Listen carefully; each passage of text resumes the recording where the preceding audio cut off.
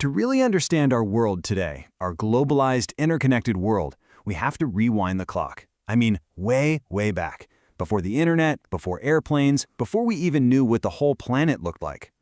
We're going back to a time when there wasn't just one world, but three, each spinning on its own axis, totally unaware the others even existed.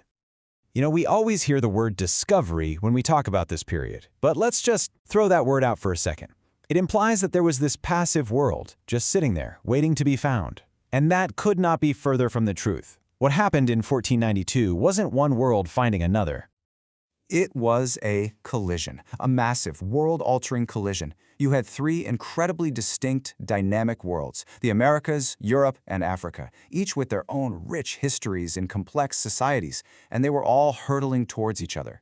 Their meeting was about to set off a chain reaction that would forever reshape the entire planet. So first up, let's journey to the Americas, a continent just teeming with millions of people and ancient, incredible civilizations.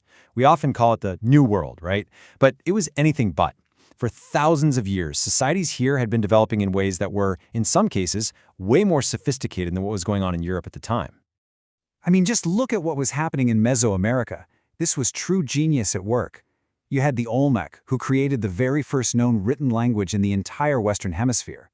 Then came the Maya, who perfected a calendar more accurate than Europe's and developed a written math system that included the concept of zero. And this wasn't just theory. They used this knowledge to engineer these awe-inspiring cities that literally rose out of the jungle. And then there was the Aztec capital, Tenochtitlan. When the Spanish conquistadors first laid eyes on it, they were just speechless. It was bigger than any city in Europe, and it was so magnificent that one soldier, Bernal Diaz del Castillo, said it was like something out of a dream. Can you imagine sailing from the crowded, frankly dirty cities of 15th century Europe and seeing this gleaming metropolis that seemed to float on a lake? 200,000. That's the estimated population of Tenochtitlan. This wasn't some chaotic sprawl. It had organized neighborhoods, a sophisticated trash collection system, and massive aqueducts bringing fresh water into the city. It was an absolute marvel of urban planning.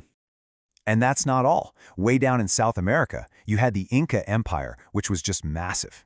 They engineered this incredible road system that stretched for thousands of miles through the treacherous Andes Mountains, a network that rivaled anything the Romans ever built. And get this, they managed this vast empire with incredible speed and efficiency, all without the wheel.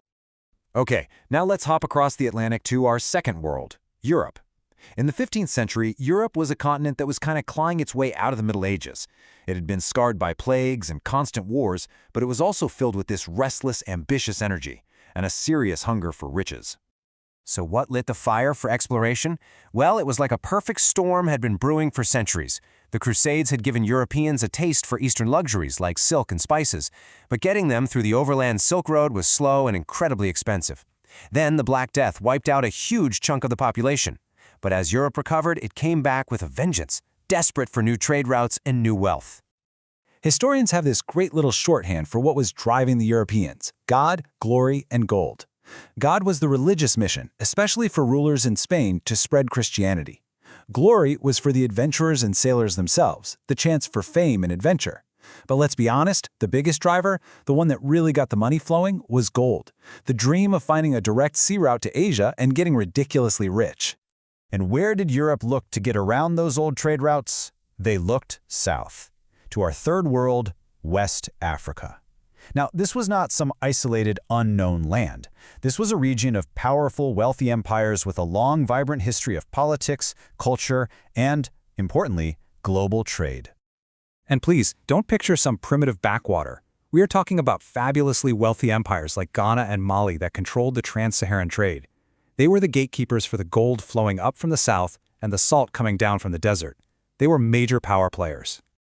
The crown jewel of this whole network was the city of Timbuktu. You've probably heard the name used as a shorthand for some impossibly remote place.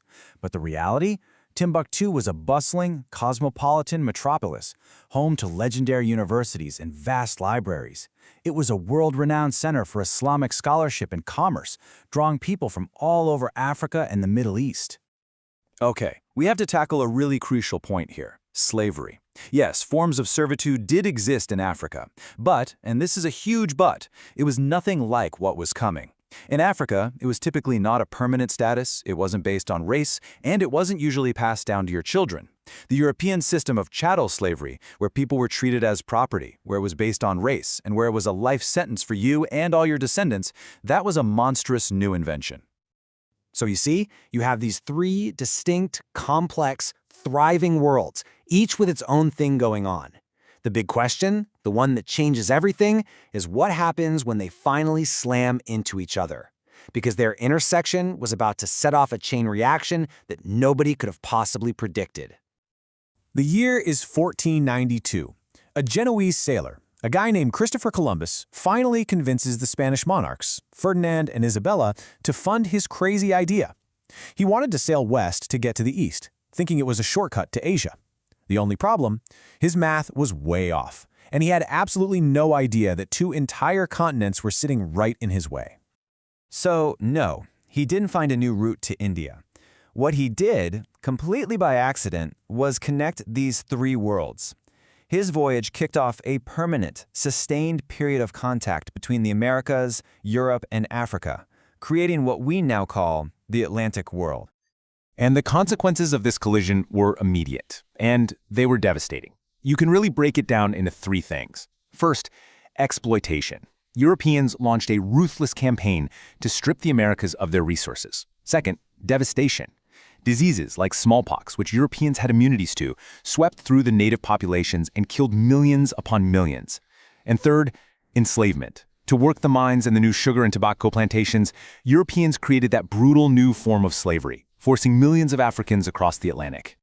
Look, there's no doubt about it. This collision created our modern world. The global exchange of goods, ideas, and people, it all started right here. But it was a creation forged in violence, disease, and exploitation. The interconnected world we live in today was literally built on the ruins of those three separate worlds.